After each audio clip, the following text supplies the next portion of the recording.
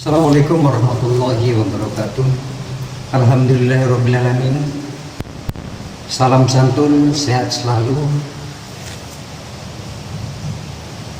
Selalu senantiasa mendapatkan layar tasib Allah, mendapatkan kemurahan-kemurahan tentang apapun yang diinginkan oleh para teman saudara sekalian Dewa Kultur. Jadi untuk kali ini sedikit saya akan mengingatkan, lebih-lebih semoga menjadi pengingat bagi diri saya sendiri. Semoga bisa menjadikan rujukan untuk selalu senantiasa meningkatkan titik kesadaran kita, yakni kesadaran akan jati diri, kesadaran akan siapa diri kita sebagai umat, sebagai hamba, yang notabene kita bisa apa-apa, kita bisa melakukan aktivitas apapun itu karena Allah. Kita sama-sama tahu di panggung sandiwara muka bumi ini, kalau kita tahu tentang ending atau kita bisa memanai setiap perilaku yang kita alami di dalam kehidupan ini, semuanya menyuguhkan kelucuan. Di dalam alam transit, di alam keluar masuknya nafas ini, mustahil kalau manusia itu bisa murni terlepas dari masalah. Mustahil kalau manusia itu tidak terbelenggu oleh apa? Oleh pikiran. Dan kita sama-sama tahu efek dari ketidakmampuan untuk mengendalikan tentang pikiran kita, baik itu tentang gaya hidup, baik itu tentang eksistensi kehidupan, bagaimana kita di lingkungan, bagaimana kita di komunitas kehidupan kita yang kita jalani. Banyak orang-orang yang terdampak, kena dampak oleh efek dari pikiran itu sendiri. Banyak orang-orang yang kalang kabut untuk mencari solusi, untuk memecahkan masalah, karena ketidaksanggupan pikiran untuk memberikan solusi kepada setiap permasalahan. Saya yakin para teman, para saudara banyak tahu tentang bagaimana manfaat, hikmah, kedahsyatan tentang tenang di dalam hidup. Baik tenang pikiran kita, baik tenang hati kita, tenang juga apa? Badan jasad ini. Kalau kita di dalam setiap sisi kehidupan bisa menempatkan, bisa menjadikan diri kita tenang dalam segala aspek, insya Allah teman-teman tahu tentang jawabannya. Akan disuguhkan di dalam tubuh badan jasad ini, seluruh kehidupan di dalam tubuh badan jasad, sel-sel saraf, miliaran sel-sel saraf, biliunan sel-sel saraf yang terangkai mulai dari ujung kaki sampai ujung rambut. Kalau kita bisa menempatkan diri kita selalu senang di dalam sisi kehidupan, bisa dipastikan sel-sel saraf yang ada di dalam tubuh kita, sel-sel yang mati, bahkan sel yang lemah, itu akan aktif kembali.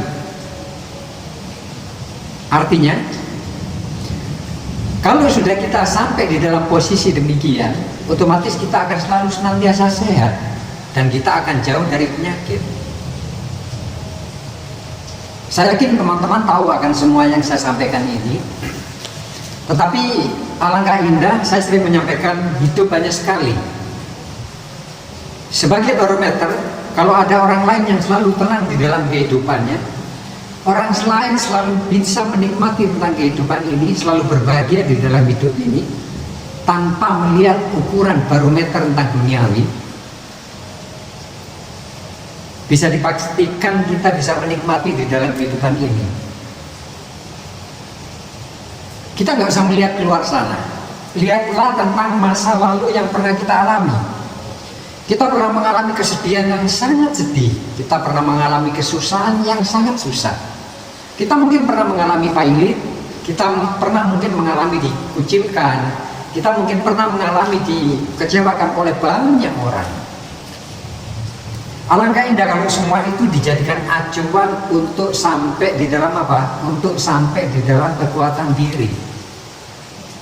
Saya pernah menyampaikan di bab lain dulu, setiap tanaman yang tumbuh subur itu kebanyakan pasti pupuknya dari kotoran, sehingga membuahkan buah yang sangat bagus, lalu pertumbuhan rimbun dan sangat sehat. Kalau kita kembalikan filosofi ini kepada diri manusia, orang-orang yang bisa memaknai tentang seluruh perilaku rekaman-rekaman hidup di dalam blueprint yang sudah tercatat di dalam jiwa manusia atau di dalam pikiran manusia, kita akan bisa mengambil kesimpulan, ngapain hidup kok dibuat apa? Dibuat kecewa, dibuat sakit hati, dibuat sampai kita tuh sibuk memikirkan, sampai kita itu resah, gelisah, dan bahasa-bahasa milenial yang mungkin teman-teman tahu. Artinya, manusia diciptakan di muka bumi ini, belajarlah dari masa kanak-kanak. Masa di bawah balita dan di bawah sebelum balik itu adalah masa-masa merdeka. Masa-masa tidak ada yang mengikat, masa-masa kita itu tidak diperbudak. Dan kita mengalami semua masa-masa itu. Kenapa kita di dalam usia yang sekarang ini, sampai usia sekarang ini kita hidup? Kalau kita mampu menjadikan diri kita seperti anak kecil, dalam artian kita tidak terbudak oleh pikiran, tidak diperbudak oleh kehidupan, tidak diperbudak oleh permasalahan, kita akan mengalami suatu apa? Suatu endorfin setiap harinya. Dan tidak ada hidup kecuali kesenangan. Ilmu, pengetahuan, memaknai setiap filosofi, memaknai tentang metafora-metafora, tentang tamsil, seluruh kejadian hidup yang manis ataupun yang pahit, insya Allah kita akan mengantar kemana? Akan mengantar ke kedewasaan diri. Orang-orang yang dewasa adalah orang-orang yang bagaimana? Orang-orang yang mampu mengendalikan tentang pikirannya, mengendalikan tentang eksistensi pikiran yang brutal. Teman-teman pasti tahu kalau pikiran kita itu sebenarnya brutal. Kadang kita berpikir A, pikiran udah sampai ke Z. Kadang kita berpikir 12, pikiran udah sampai ke 1012. Artinya pikiran itu mampu menerjemahkan hal-hal apapun yang dipikirkan manusia. Sekali kita berpikir kotor, maka apa? Maka channel-channel atau sel-sel saraf pikiran kita yang urusan kotor, maka dia akan selalu mendukung. Kalau urusannya ketentraman, ketenangan, kebahagiaan, pasti ending-endingnya juga akan sampai di dalam endorfin dan melatonin diri. Al-Quran 30 juz, perintah sholat, puasa, zakat, haji, rukun iman, rukun Islam. Banyak histori-histori tentang aturan Islam itu tak lain supaya apa? Supaya manusia sampai ke titik ketenangan. Ya ayyuhat nafsul mutmainah.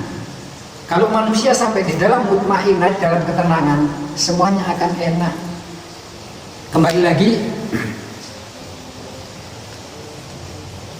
semoga kita bisa menyeimbangkan kehidupan kita antara dohiriyah dan batiniyah, antara kebutuhan apa? Kebutuhan duniawi dan kebutuhan batiniyah.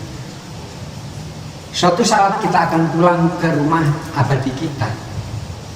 Ironi kalau nantinya kita pulang ke alam abadi kita, itu di dalam diri kita yang di blueprint, yang sinonim dari catatan rotib atik, kita pulang membawa catatan seperti itu, dan kita tidak bisa menikmati hidup. Sayang sekali kita itu sebagai umat Islam yang notabene mengerti tentang agama, mengerti tentang ilmu, menelaah tentang ilmu, kalau kita tidak bisa menikmati hidup. Rasa senang menikmati hidup, kebahagiaan yang harusnya kita dapatkan, senyampang tidak melanggar rel-rel akidah, rel-rel aturan yang sudah ada, insya Allah kita akan menemukan tentang inner beauty, inner authority, inner tentang usaha, inner tentang apapun. Saya yakin sedikit-sedikit para teman-teman bisa. Saya mendoakan semoga teman-teman selalu senantiasa sampai di dalam titik kesadaran tertinggi sebagai jati diri, sehingga kita bisa menikmati hidup, kita bisa senyum setiap kali di dalam kehidupan, sehingga kita bisa apa? Kita bisa menjadi diri kita sendiri dan menjadi jati diri yang hakiki. Itu yang saya sampaikan dari Wabul Tur. Saya Iri wabillahi taufik wal hidayah. Wassalamualaikum warahmatullahi wabarakatuh.